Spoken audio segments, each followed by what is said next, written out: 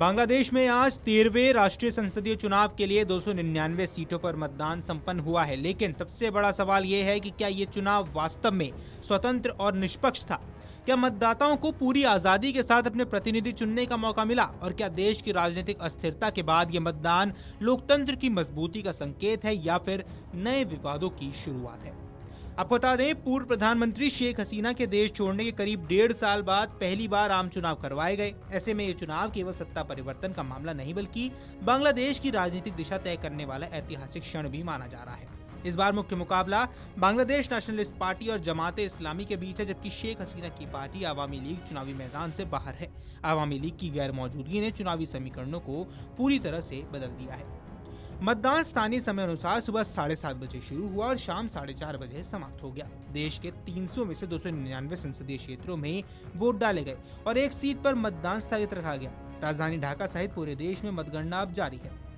हालांकि मतदान प्रक्रिया शांतिपूर्ण बताए जाने के बावजूद कई जगहों से तनाव और झड़पों की खबरें सामने आई। कुछ मतदान केंद्रों के बाहर समर्थकों के बीच तीखी बहस और मारपीट भी देखने को मिली है, जिसका वीडियो अब सोशल मीडिया पर तेजी से वायरल हो रहा है।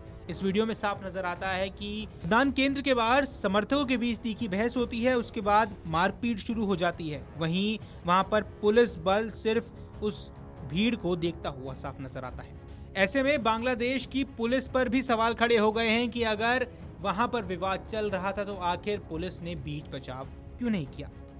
आपको बता दें, इस बीच बांग्लादेश की अंतरिम सरकार के मुख्य सलाहकार प्रोफेसर मोहम्मद यूनुस ने चुनाव प्रक्रिया को सफल बता दिया और देशवासियों को इसकी बधाई भी दी। शाम 4:30 बजे मतदान समाप्त होने के तुरंत बाद यूनुस ने कहा कि मतदाताओं की स्वतः स्फूर्त भागीदारी, राजनीतिक दलों की जिम्मेदार आचरण, उम्मीदवार द्वारा लिखाए गए संयम और चुनावी प्रक्रिया में शामिल सभी संस्थानों की पेशेवर कार्यशैली ने यह साबित कर दिया है कि लोकतंत्र के प्रति हमारी प्रतिबद्धता अटूट है।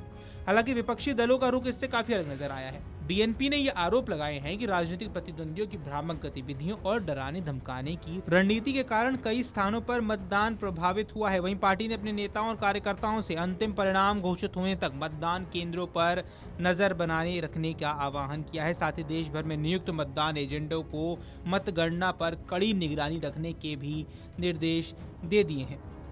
वहीं आपको बता दें कि मतदान खत्म होने के तुरंत बाद बांग्लादेशी अवामी लीग ने सोशल मीडिया एक्स पर एक पोस्ट में लिखा कि जन नेता शेख हसीना की ओर से सभी नागरिकों को धन्यवाद, जिन्होंने हत्यारे फांसीवादी यूनुस के हास्यास्पद चुनाव को खारिज कर दिया है। अवैध और असंवैधानिक रूप से सत्ता हथियाने वाले यूनुस द्वारा आज कराया गया तथाकथित चुनाव असल में एक सुनियोजित नाटक था। अवामी लीग की भागीदारी के बिना कराए गए इस धोखेपूर्ण मतदाता विहीन चुनाव में जनता के मतदान अधिकार, लोकतांत्रिक मूल्यों और संविधान की भावना को पूरी तरह से अवहेलना की गई है। यानी यहाँ पर बीएनपी ने भी आरोप लगा दिए हैं कि बांग्लादेश में जो चुनाव करवाए गए हैं उसमें निष्पक्षता नहीं है। वीडियो डेस्क अमरउजाला.com। अगर आप ये वीडियो YouTube पर देख रहे हैं तो हमारे चैनल को सब्सक्राइब कर बेल आइकन दबाएं और Facebook पर देख रहे हैं तो हमारे पेज को लाइक करें।